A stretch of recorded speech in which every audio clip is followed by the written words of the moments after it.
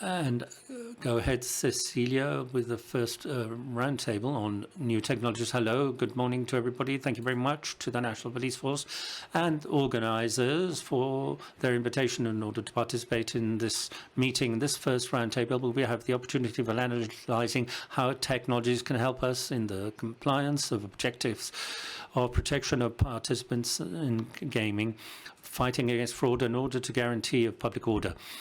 One of the sectors that has gone forward most because the internet is there are many ways of paying and charging with IT, giving alternatives to traditional banking.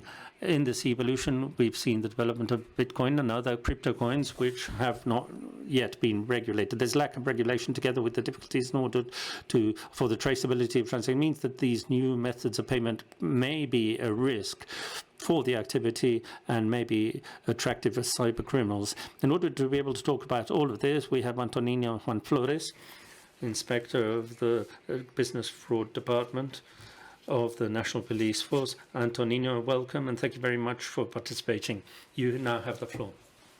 Thank you very much for giving me this opportunity for representing my department on cybercrime. And we work on researching, investigating all computer fraud, IT fraud. I'm going to talk about new technologies in order to transfer funds. It is true that these technologies are innovative and they are coming in together with many other technologies like 5G, mass learning, and they will be increasing the danger of the misuse of these technologies of sending money. IT fraud represents 85% of the crimes that is denounced in Spain in technology, and that means that cyber criminals have a great need to shift money between bank accounts that they can get to control. We've been observing that the gaming and gambling sector has adopted many different types of companies of currency to give that comfort to their customers to be able to play and to be able to charge them. Cyber criminals go to the lowest point of friction, and the banking sector is achieving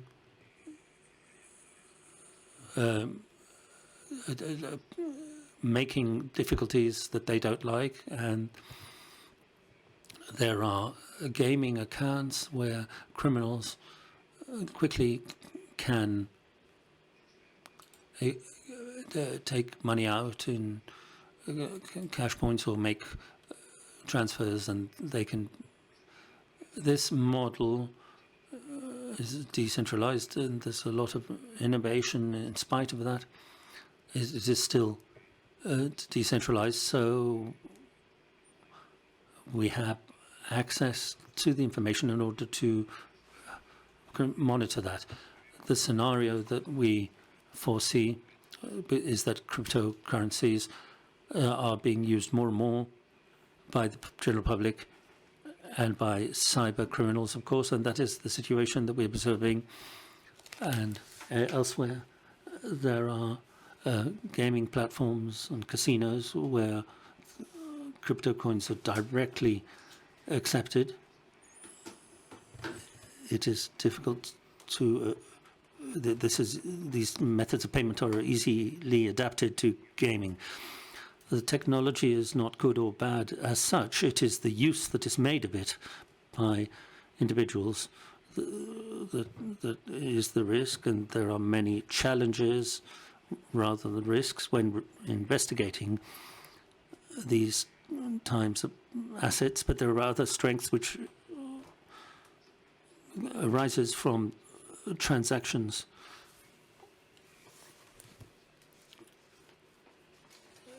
There's other strengths also that we can use to face these main challenges. Okay, well, thank you very much. You said it can be a threat, although it can also be an opportunity, and it can be used as a means of payment, as in any other activity.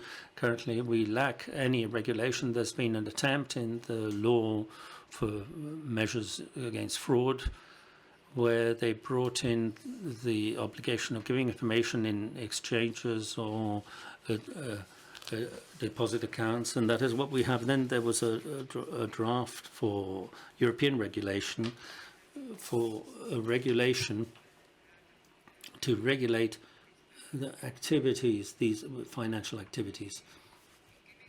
Now, how has the tax law helped you, and how can these new developments help you, and what would you ask for in a new regulation? Well, the measure has allowed these exchanges to collaborate in a fluid way, so replicating the model that we currently have. There are not only exchanges in jurisdictions that are not within our reach. So in the future, it would be very interesting to be able to replicate the model that we have at the moment, which we have with centralized platforms in this decentralized economy of cryptocurrencies. It is to be able to have the best of both worlds, quick access to information of users, of transactions, and then to have that guaranteed with the blockchain technology, the traceability from the very beginning. And we have to acknowledge that this kind of action can have greater strength to the current system in the best of worlds. Okay, well, thank you very much, Antonino. And now we will go to another one of the threats that exist on the activity of the corruption that is linked to manipulating sports competitions and betting, is a threat to sport because it attacks against its values, its essential values. And this diagnosis is shared internationally in the European Union. There is the agreement of the Council of Europe about the manipulation of the Macolin Convention. Although it is not ratified by Spain yet, it is in force, and it intends to give a global response to all the different areas in this threat. In Spain, in July 2019, the National Commission to Combat the Manipulation of Sports Events and Fraud in Betting. From a police perspective, there are many initiatives that have been put forward, among them the creation within Europol of a project of corruption in sport. To talk about all of that, we have Pablo Salazar, who's the national expert in the European Centre Against Serious and Organised Crime of Europol, who will be connecting with us via internet. Pablo, welcome. Hello, good morning. Thank you very much. Whenever you are ready, you have the floor. Well, thank you very much to you all. Firstly, thank you very much for granting me this, granting the opportunity to Europol to participate in this very interesting meeting. And I would like to thank the organizers for this and also for giving me this opportunity to participate. And I also want to greet the panelists and all the audience in the auditorium. And as Cecilia was mentioning, the creation of this project arises fundamentally because of the need that was arising internationally in various events in Europe. There were sports scandals also, like, for example, the German referee Robert Häuser, and other situations like the Calciopoli or the Bochum case. These are events that were claiming a need, were calling on us to be able to act on this type of manipulation. This is why there was a resolution in the European Parliament with match fixing, and this was followed by another resolution in the Parliament on online gaming, match fixing and laundering. And then there was the Convention against the fixing, or the Macolin Convention as it is called, and all of this in Europe, we are seeing that there is a need to create a project that can fight against these fixed sports events, and then that is why we have a need of creating the project of corruption in sport, which could, in 2014, the mission of Europol as organizers in the fight against organized crime and terrorism, and part of that organized crime is undoubtedly corruption. And in 2014, indeed, essentially, it was concentrated mainly on sport, but for 2 years now, the corruption project covers corruption generally. Sports is a part of it, or one more area of corruption, like corruption in the police, in the judicial service, in public services. The mission of Europol to support investigations that there are by the member states whenever they affect more than one country, and when it is a crime that is in the annex, in the regulations. Part of the annex obviously includes corruption. So this project has the fundamental mission of supporting the research taking place in the different countries, and it's made up of 24 member countries together with 5 more third countries and organizations like Interpol, Eurojust, and OLAF. As I say, the fundamental mission, in order to explain the importance of the project, is the support of these organizations, and it is concentrating on the analysis of information. So the countries contribute information. The project then analyzes that information so that they can produce a response for those countries whenever there is a link or a hit is triggered, and when information is crossed, in order to put in touch investigating agencies. And this is called an intelligence package, which can be simply an exchange of report between countries, or a more detailed exchange report, which is an operation analysis to develop the data more. And apart from that, the support given by Europol to countries is coordination. In other words, to put investigators in touch with each other when there are investigations that overlap, and to facilitate the possibility of meeting on site in the Europol offices in order to establish the direction to take. The experience that we've acquired with this support in investigations in different countries has enabled us to see how organized crime has found in this sector, in this industry, an important area in order to profit. And obviously we're talking about organized groups, and generally in sports events, this is just one more activity that they participate in, apart from laundering or drugs trafficking or people trafficking, and sports fraud, particularly in gambling, is another sector in which the criminals will find a place to act. The modus operandi generally is concentrated on influencing the results of the event by using runners or intermediaries with the intention of ensuring or guaranteeing a result that they want, obviously in order to be able to bet in the sports market, which is being diversified also in Asia together with Europe. And they use the web to contact with gamblers, and they use intermediaries who are closer to the players. And they concentrate on gambling, so that the difference that there is between the Asian and European markets, there is a big difference, particularly in Asia, because this is going to be make it more difficult for police forces to investigate because of the separation, because the traceability of the Asian market is one of the great difficulties, and this is one of the biggest handicaps that we are faced with. This is a broad market where 1 billion,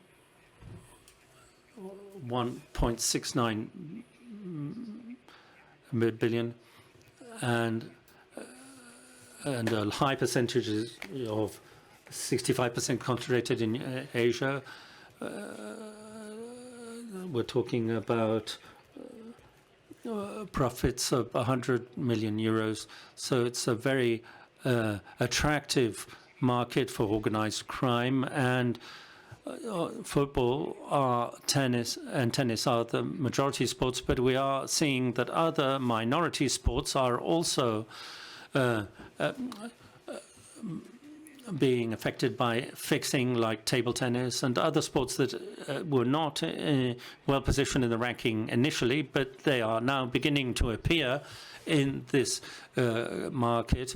And the reason that any sports competition that can be betted on will be attacked by the criminal groups. And Europol has a tool that it works with, that it offers for countries, and that is the Siena system. The Siena system gives the possibility of exchanging information in a safe and secure, encrypted way, and the countries that are owners of that information can protect that information and share it in that environment, in that secure environment.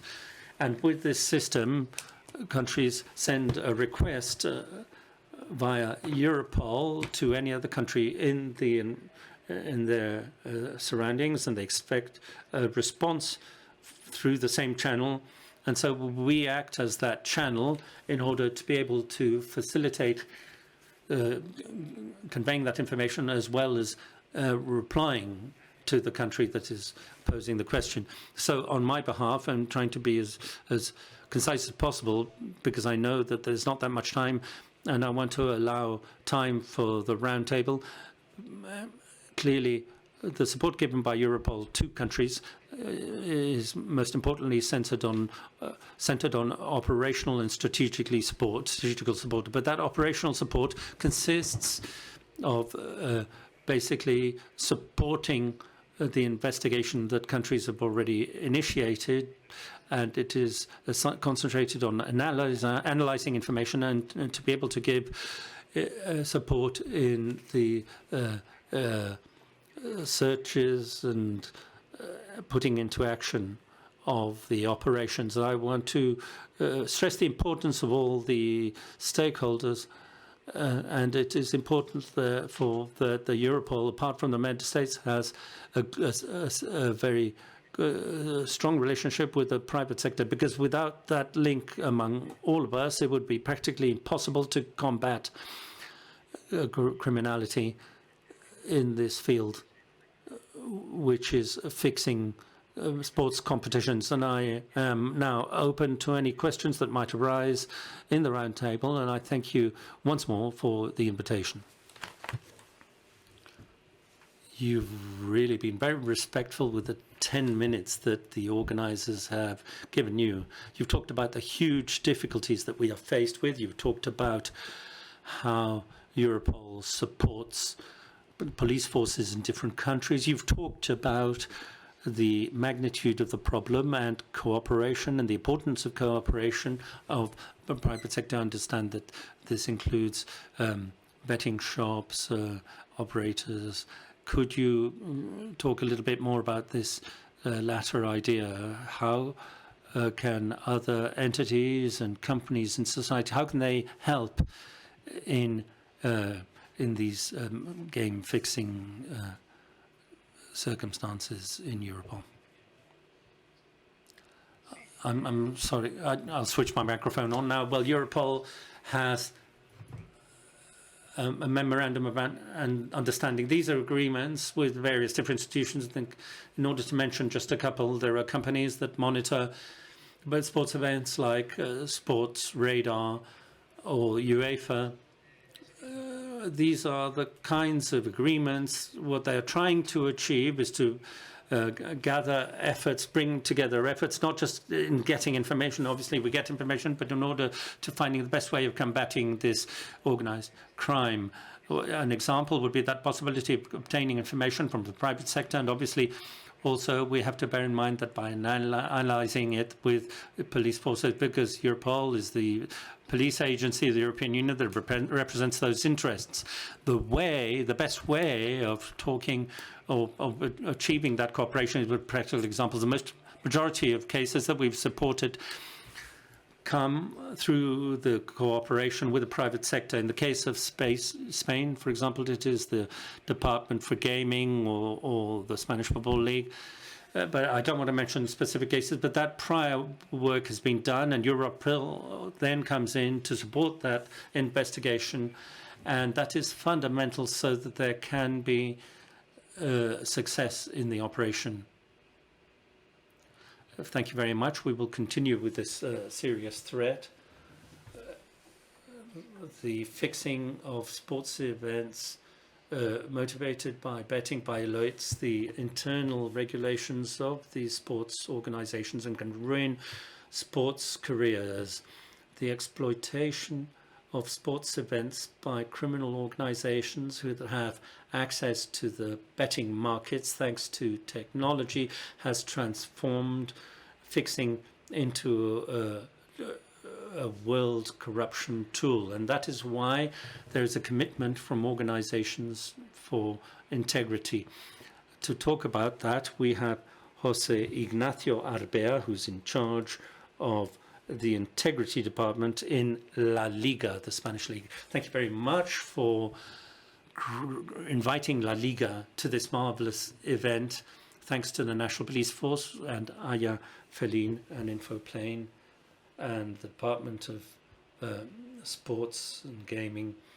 And I would like to begin my presentation by mentioning the importance, as Pablo said before, of working all together against this situation of sports corruption in sports, and we all have to work together. And this symposium is an example of this, thanks to Infoplay. And for us, one of the most important things in the League is the fight against corruption in sport, not only for our interests, but also for the interests of all societies as a whole, and because of the need that we have to share our tools, our technology. And this debate also aims to talk about technology and the fight against this crime using technology. And the contribution that I have is to explain and to describe what we do in La Liga in this battle. I want to begin with a news item so that you can see contextually what happened in Europe last month in August in sports corruption on the 4th of August specifically. It's been mentioned here already. Crypto crimes and corrupt betting. We have the Association to Fight Against Gambling Crime in the UK is examining how crypto coins are being used. And there's a yellow card. And in Ireland also last month, 10 people were arrested for fixing games. There's something that's being generated in Ireland that we have already mentioned previously, which is the penal code with regards to sports corruption. We're working on that. On the 16th of August in Lithuania for First Division footballers that were involved in match fixing, and with Spain, as the Deputy Director Cecilia, we've been working since 2019 with CONFAC, and all of us stakeholders, federations, the Department for Gaming, security forces, we're all fighting together against this scourge. And with our model for fighting against this as a sports association, how we are facing this task, within La Liga, we have a model of integrity, and what we want to do is to avoid this type of behavior, not only in football, but also generally in football, not just in the first top two divisions. And we have a model of honesty, and that is mainly consisting of prevention, making footballers aware of what they can and cannot do in the world of gambling, and to explain this phenomenon of sports corruption to them. And here we have my colleague Pedro, who's an expert on this, but what is important is that sports people should know the rules and should know about the phenomenon of sports corruption. Then we have the monitoring and warnings, early warnings, and how we use technology for determining and detecting potential cases of corruption through betting with our program, which is called Taike. It monitors all the football betting that appears in the world, not just in Spain. And we have an agreement also for filing claims, and we share and collaborate also with the Department for Gaming. Any warning or alarm that we may see in gambling in Spain, and reporting. And there's the Taike program also, which I'd like to explain to you, which monitors in real time 40 betting shops at the same time in the world, the biggest in the world, and all the amounts internationally and nationally. And when there's any irregularity in this betting or in any share, that there's an alarm that is triggered, and we can ask my colleague later about how this is analyzed. This is technical work, but to give you an overview, this is the program. In any match in betting nationally or internationally, if there's an alarm, we launch it and we share it with all of our partners. And I've lost the sound now. I've got the sound back now, thank you. And this generates automatic alarms. And so before the match starts, there are two types of alarm. Imagine that there's a sudden change in amounts, or there is then there's an alarm that is launched when the bet is changed, and when somebody bets a lot, for example, on a game, and then it doesn't that team, when there's an irregularity or something that doesn't look right, and then there are the live matches, and the program is comparing what is happening in the match, the match data. The program is fed with 12,000 different items of data, the passes, and it gets the information of what is happening in the match, 12,000 elements of data per match, and it compares that with what is happening in the betting shops, and that is stored, and they work with 15,000 different items, and it compares what is happening with the match and what is happening in the betting shops, and if there's any irregularity and in the stakes, and this is basically how we monitor, and these are the predictions of the models live, and all of this.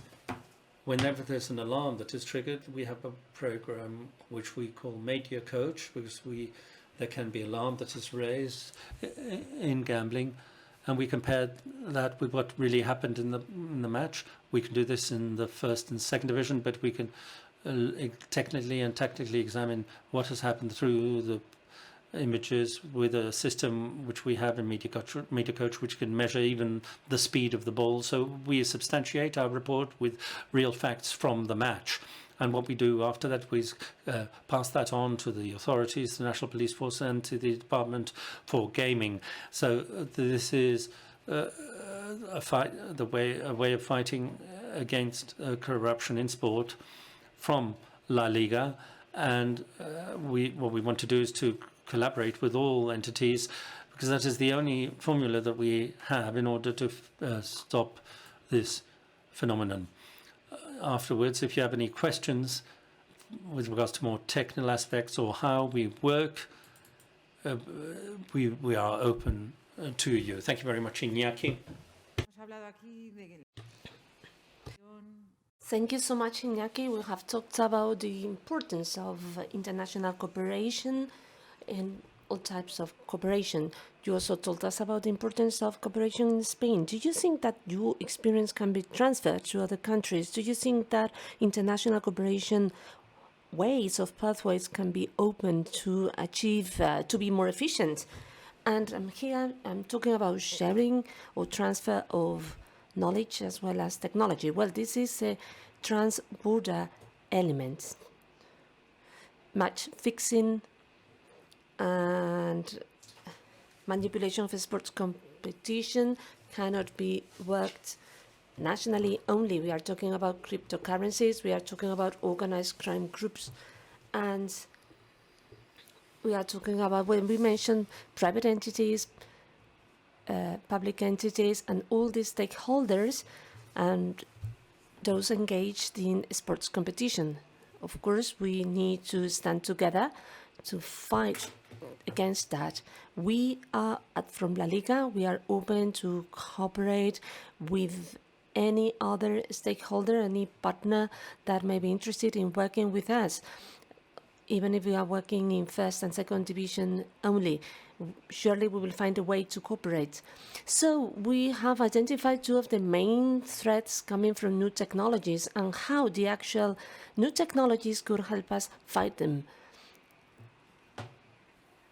In the third roundtable of today, we will continue to discuss corruption in sports and what we are doing in Spain in terms of fighting crime regarding bets. And then we will have the opportunity to have with us betting shops organizers. And now let us talk about the regulatory framework and how we can tap that in to fight sports, gaming, non-responsible gaming, and how to protect minors and to fight against money laundering and to go after illegal gambling. In this regulation process, at this point in time, we have a country with a population of 223 people, Brazil, and we have with us Tiago Horta Arbota. He is the Chief Inspector from the Ministry of Justice and Public Security of Brazil. Tiago, you have the floor. Thank you. Thank you so much, Cecilia, for your kind introduction. I would also like to thank the organizers of this summit, as well as the National Police Forces, for giving me the opportunity to be here and to share my knowledge with you. Well, I would like to apologize in advance for my Spanish, which is not perfect. I'm making an effort to try and not to mix it a lot with Portuguese, which is my native language.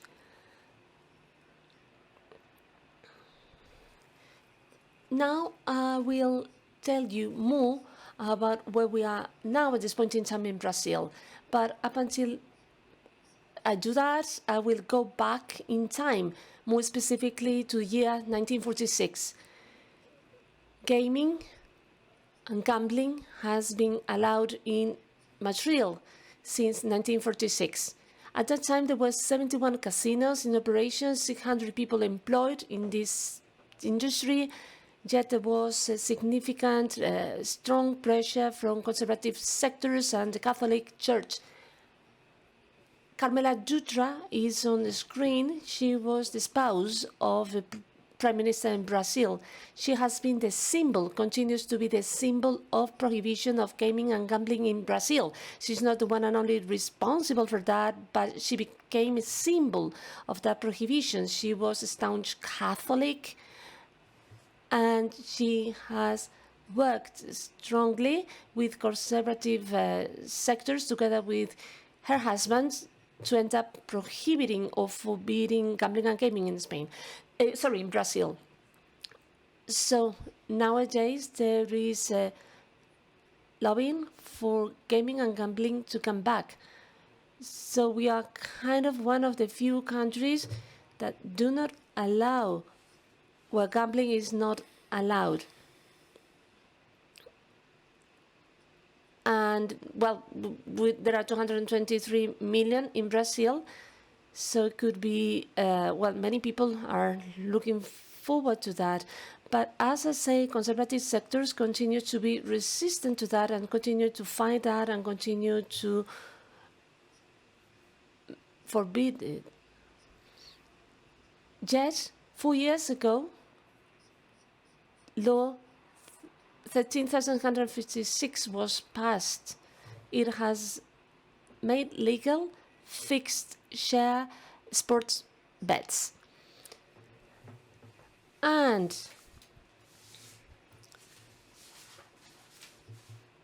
it is intended to regulate. If we want sports betting to be perfectly regulated, we do need to have a royal decree establishing a number of rules as to how this market is going to operate. The 2018 rule established 2 years of length, and this law could be, or the time to launch the royal decree can be extended. It could be extended in 2 years. That will be over, that term period will be over in December. At this point in time in Brazil, as you know, we are at a time of election, and the president is very close to conservative sectors in society, Catholic Church and others, as well as evangelists. So therefore, they are against making gambling and gaming legal, and as well as regulating them. So therefore, now in Brazil, people are waiting for elections to take place so that that royal decree for the regulation of sports betting can be signed. And if that will not be signed by December, by the 18th of December, the 4-year period that was proposed will expire. So therefore, sports betting will come back to being illegal, and therefore a new period will start up until we have a new law for regulating sports gaming, sports betting. So as we can see, our government is very much undecisive. It takes the pressure from sectors of society. On the other hand, we have the market putting pressure to make betting legal and to regulate that sector. But this is the scenario at this point in time. Lack of resolution, so to speak. I would like to highlight some of the elements on that royal decree. It is intended to establish a number of unlimited authorizations or licenses for a period of 5 years. Payers of the license could pay that or could have that license for 5 years. Foreign companies could do that, could get those licenses, yet they would need to have a subsidiary in Brazil. This is a precautionary measure that is being taken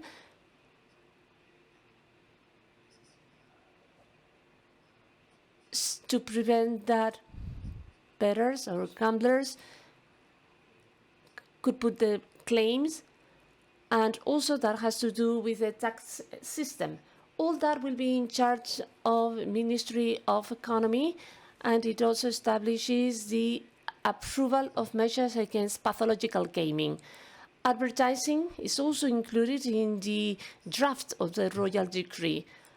Ever since gaming has been made legal in in Brazil, we are seeing significant overuse of operators. It is already legal, yet not regulated, as we know. And what we can see there is that nearly all the clubs in Brazil of the first divisions, they already have some sponsors or some partners from betting shops. That means that sports in Brazil is kind of already dependent on the betting industry. If all the betting shops supporting football clubs will come out to the scene, well, there will be kind of a problem there. And also, TV. Significant amounts of investment in advertising has been made in recent years. 3 weeks ago, the Ministry for Justice has requested all the football clubs and federations to put forward or to show the contracts that they have engaged with betting shops for them to find out the way they are working together. There is a need to have a better understanding about the contracts they have. And now, in terms of integrity and concern about that, this is a topic which is widely discussed and referred to in the draft. We put forward that to the authorities in charge of producing or drafting the legislation, the regulation, minors, athletes, coach, and officers. There should be an additional restriction so that they cannot wage their bets, and there would also will be penalties and sanctions for those athletes that carry out forbidden practices and those who may participate in match fixing. It is also to mention that operators will be obliged to adopt or to implement measures for the prevention of match fixing and also to monitor betting and also to collaborate with the relevant authorities to prevent anti-money laundering and others. Match fixing in Brazil. It is also a hot issue, an increasing issue in Spain. Brazil, it is considered to be the world epicenter of match fixing. Brazil is very, very appealing country for match fixers. We are the country in the world where the highest number of games and matches are played. More than 13,000 football games take place in Brazil every year.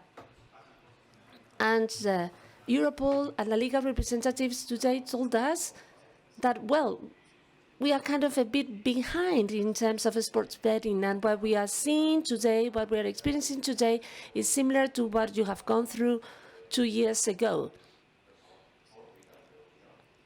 So we have already identified significant concern as we have seen the participation and engagement of athletes, of coaches. This is a topic which is of top concern for us. We, from public administration, from the government, we are trying to learn about that. It is kind of new to us.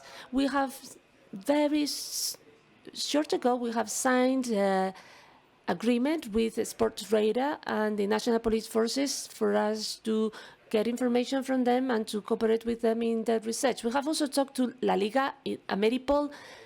We weren't aware or we weren't engaged in those issues just short ago. And well, I know that I am finishing my time. I will be fast. I would like to mention that in Brazil, match fixing and result fixing are considered to be a crime, and this has been so since 2010. Yet the difficulty for stop that or to penalize that has not happened. there is no one that has been penalized for that. And as I say, we continue to be, or that's the reason why we continue to be the world epicenter for match fixing. So it is a true honor to be here as a representative of the National Police Forces in Brazil, and also to exchange experiences and best practices with Interpol, with La Liga, and with all the representatives and the speakers here. There is a long way ahead to us, and having your support and your collaboration will be of extreme importance. Thank you so much, Thiago, for your presentation. You told us that back in 2011 or 2012. Well, okay, you also told us about pressure from some sectors of society, and we understand how difficult it has been for you to develop and to draft the new the regulations. So from the police viewpoint, on how do you face all this? Not only match fixing, anti-money laundering, crimes associated with gaming in sports. Regulation is essential. It's of top importance for us to regulate law enforcement. That's why the reason why in this process we are working together with the Ministry for Justice that are in charge of this topic. Ever since the law has been passed and ever since the period for the Royal Decree has been opened, we collaborated with the Ministry of Economy, and we asked them to include that in the draft regulation for sports betting. If we do not clearly establish monitoring, how to monitor, and so that we can implement the law enforcement, and also to identify fraud and crimes. If we do not have the cooperation of the other public administration bodies, we will not succeed. I should say that the Ministry for Economy has always heard us and has also taken on board our proposals. They also gave us their proposals. They also took on board other proposals from different sectors. And finally, all together, we built up a text that has been finally approved, yet there are some issues to be yet resolved. Thank you so much, Thiago. And now drawing on the opportunities offered by new technologies in terms of having good regulation, we now move on to a place with 83,000 people that has become a technological center to decentralize service companies and betting shops. For that, we have Felipe Massa, director of EY, and he will tell us about the current situation and the future for the city of Ceuta. Thank you. Thank you so much, Jacqueline and National Police Forces. And yes, indeed, Ceuta nowadays is a technological hub. From EY, the company where I work, we have been witnesses of that transition that has made Ceuta a technological hub today. Ceuta used to be a country that used to live on the trade with Morocco, and now Ceuta has become a city that has changed and has become a hub for technological centers to set up themselves there. So, well, it is important to reflect about where Ceuta comes from and where it is headed.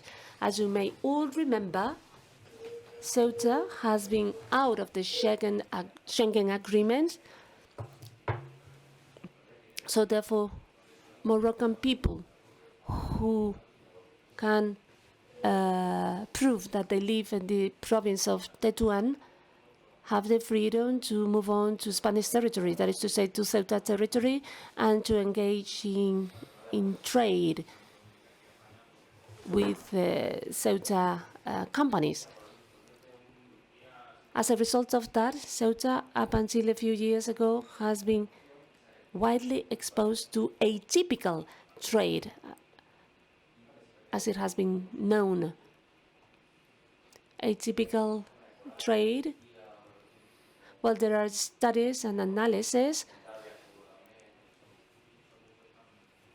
that established that we were talking about 700 million euros that were going through the borders every year. And as a result of that, 40,000 people were employed.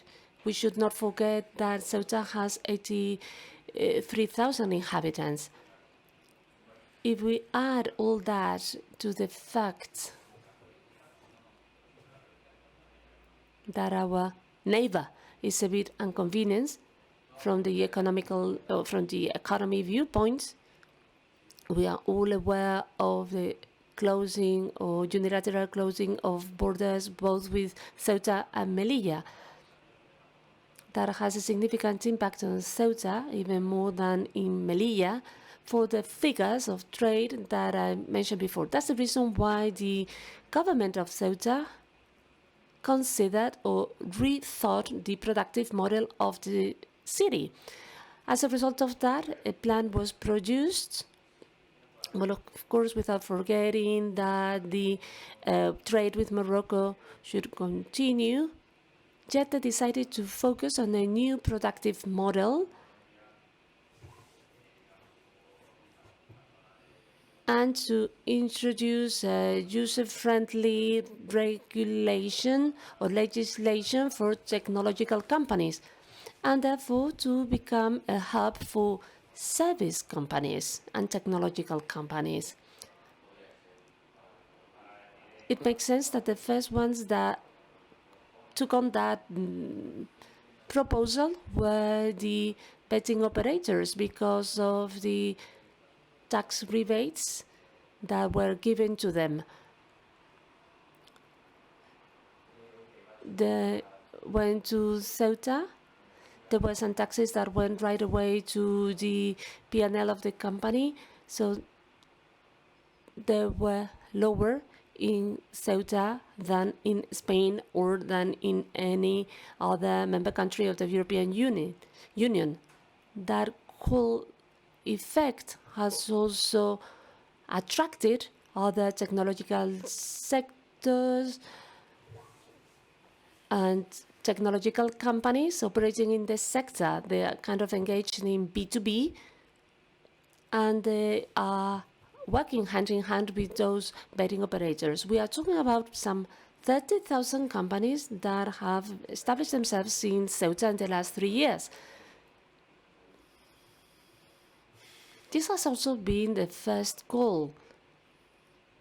We're already seeing new companies in Ceuta, call centers, back offices, cybersecurity companies. They are already operating from the city of Ceuta. They are creating jobs and generating wealth.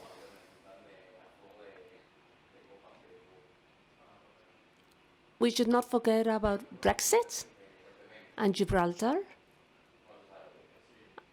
and the pandemic that has unfortunately limited all of us, has also brought about also good things, and Ceuta has been wise enough to make the most of the good things coming out of the pandemic. So, for instance, teleworking is fully consolidated in Ceuta. That is to say, delivering services remotely today has become a reality, and therefore those companies are reaching out distant markets, and they are doing that through a good technological network and, of course, through highly efficient personnel. The government of Ceuta is highly committed with that endeavor. Ceuta has offered training courses for the betting industry. Now there is a pool of workers in Ceuta, and we are not talking about only betting companies, but those training courses are offered to any company that is established in Ceuta and that renders or delivers its services from there. We can say that the Ceuta government has believed in his endeavor and has also been successful in convincing big companies such as Telefonica. They have embarked in a common project known as, well, Startup Accelerator. Technological startups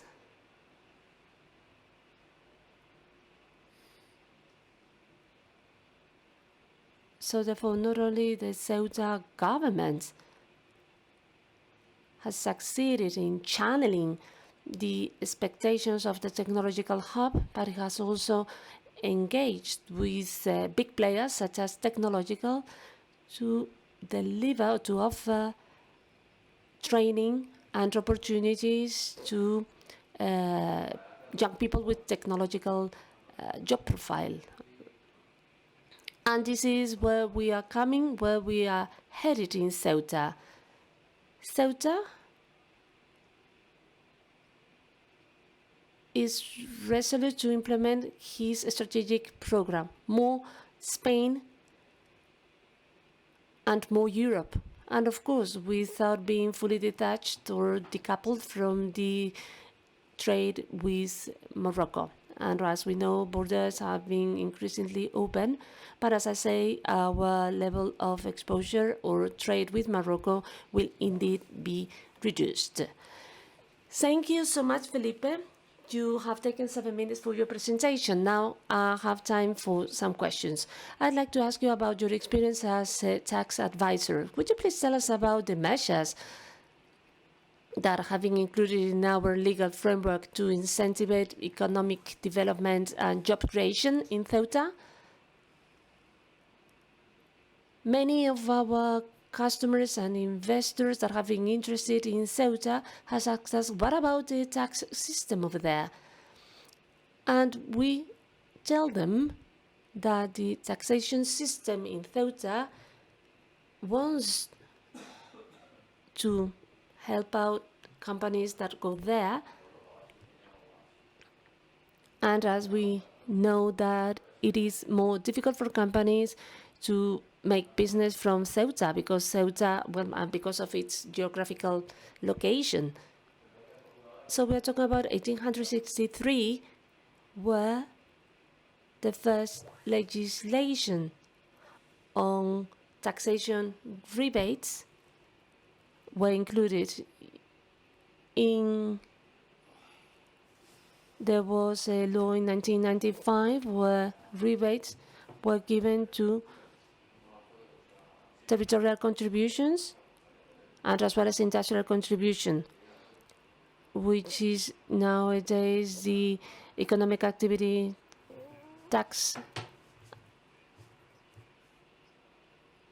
and on wealth.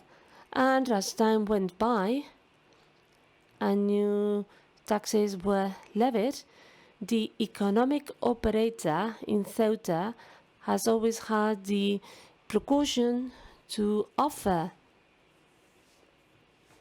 rebates on any taxation.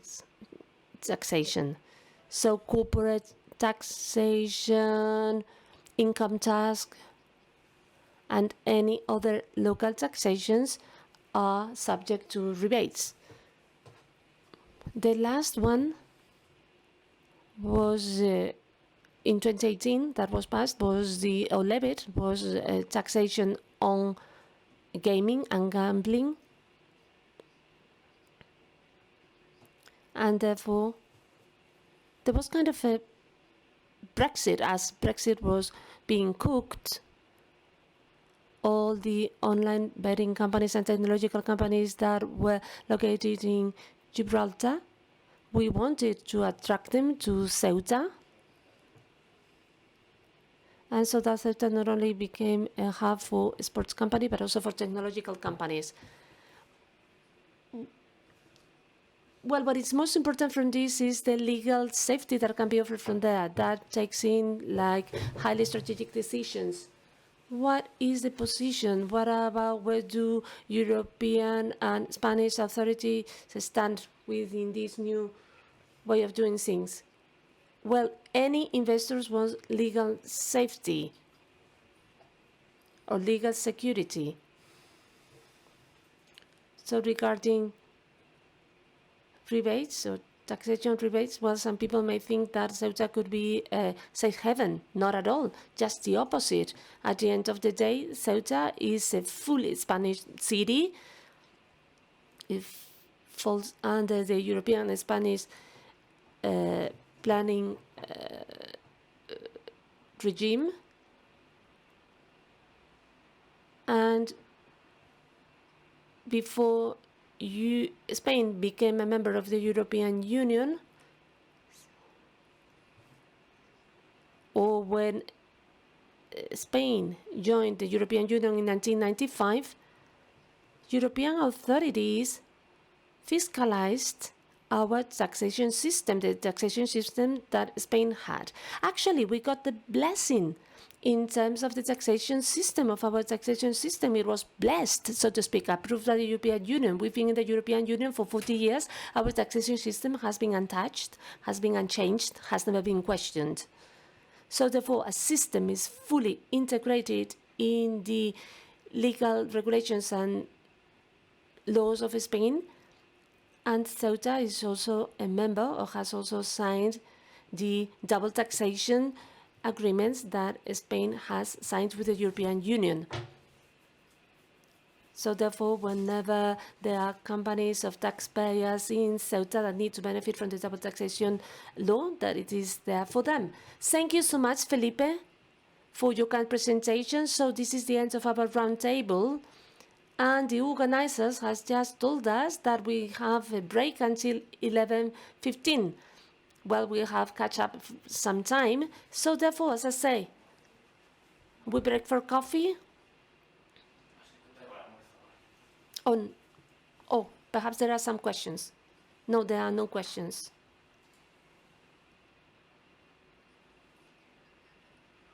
Oh, yeah. Okay, the floor is open to questions.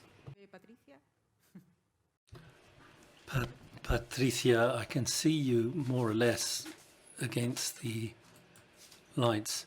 Thank you very much. All the presentations were very interesting. I had a question for Mr. Flores concerning one of the items of data.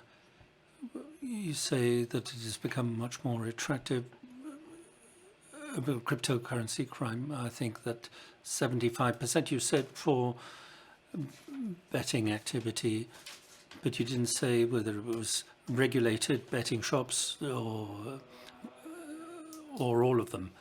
Yes, 85%. That is what I mentioned. That was the reporting of computer crime, 85% of technological crime, so IT fraud. That huge amount of money that cyber criminals need was within regulated betting shops, making use of the technological revolution in gambling. They offer clients platforms and like wallets, Bizums, and banking, immediate banking transfers, and this is goes to gaming platforms that cyber criminals control with banking mules, and that money comes from fraud. It is made effective and it is taken through the platforms which clients have in betting shops.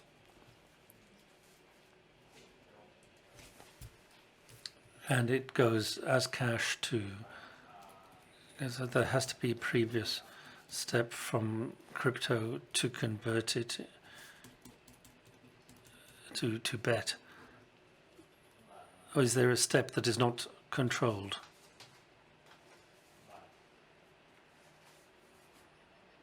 I just want to understand well whether there is a prior conversion or if the crime is committed directly where the operator has any possibility of detecting it in anticipation. Well, there is a dynamic in handling a betting account which can indicate that there is fraud. Money reaches the betting shop and it was exchanged on the platform with Skrill or Netello,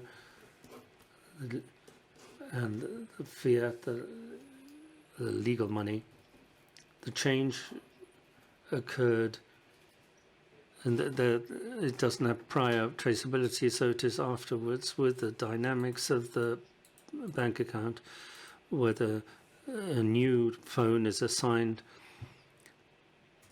These are systems, as I said before, the bank entities have more mature fraud detection now, and cyber criminals have found that the point of friction that the betting shops ask for authenticating is lower, and so they make use of that facility in order to send funds because of that weaker point. Thank you.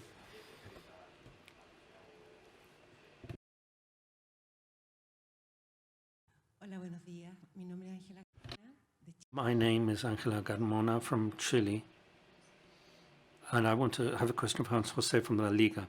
How do you deal with advertising in the broadcasting of sports events on television and radio, and the advertising in stadiums and with the betting shops? How do you deal with that?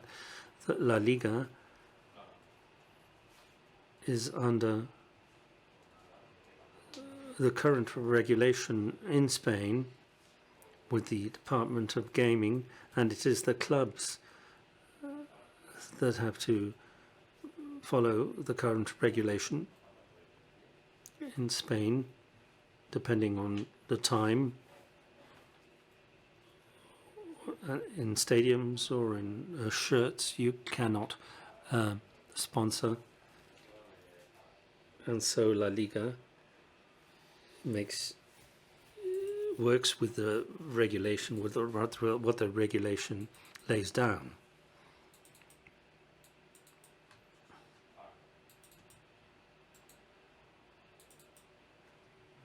Hello, good morning, and thank you for your presentation. My name is Juan Lacarra, and I represent the physical channels, in other words, betting shops, physical betting shops.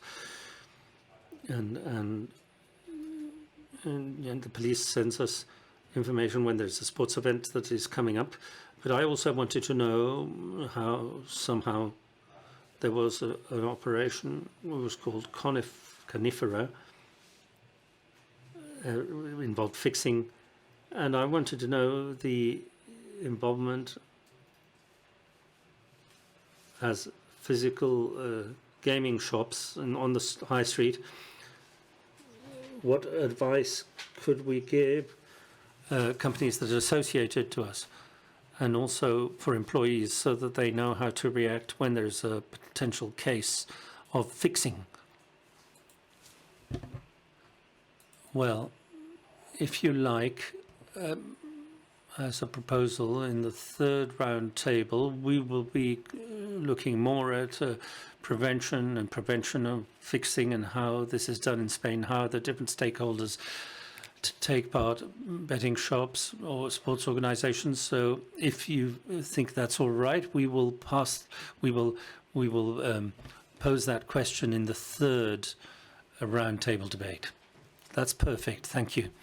I have taken notes, so I won't forget. My question is for Thiago. Could you tell us a little bit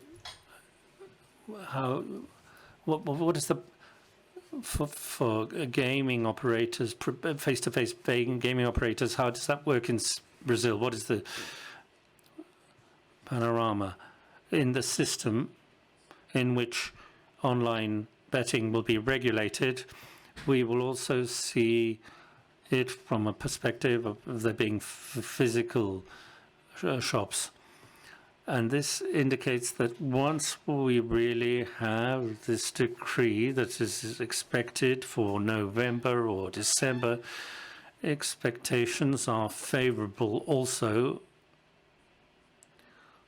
Well, because that's only for sports betting, for gaming as such, casinos. There's a debate still going on in the country, in Brazil. There is resistance from the most conservative sectors, and so there isn't a perspective of that happening, at least right now. It might be that with the coming government, imagine if the government changes in Brazil, I imagine that the possibility for changing in that sense could open up again, because with the current government, the state always has been very reluctant with everything to do with this subject. The subject of regulation will probably come out because there was a law that was signed by the previous government because it was depending on a law being signed for sports betting in this government that we have now, then we wouldn't be getting it. So I imagine that with a change of government, there might be once more, we might be able to talk about that. Yes. The problem, and I know that this is a question for betting operators. They're also gaming operators, and they will have to create engineering in Brazil so that you can only access sports betting in these places, because right now it's for everything. You go and do stop a search, but that's not going to be possible in Brazil. They're going to have to block, because what will be allowed initially is just sports. Why authorize sports betting and not other things? But that's the situation we're in. And a question for Iñaki. Can you tell me what you think about the discrimination that exists with regards to advertising in football matches? The ONCE and the state gambling is allowed, but private gambling is not allowed. What do you think of that? Well, really, I don't have an opinion, because it is currently the regulation. There is a debate now, and there is litigation also, which will mention that. But personally, I'm more in favor of regulating rather than prohibiting. But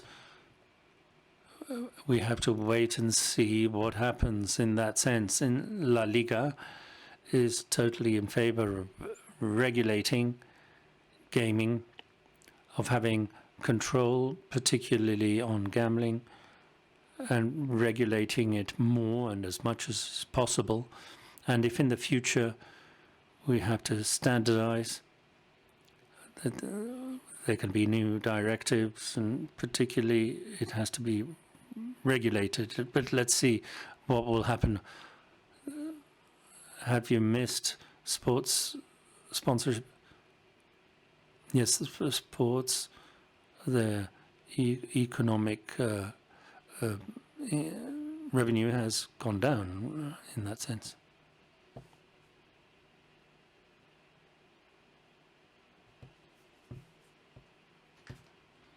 I cannot see any more hands raised. Well, then,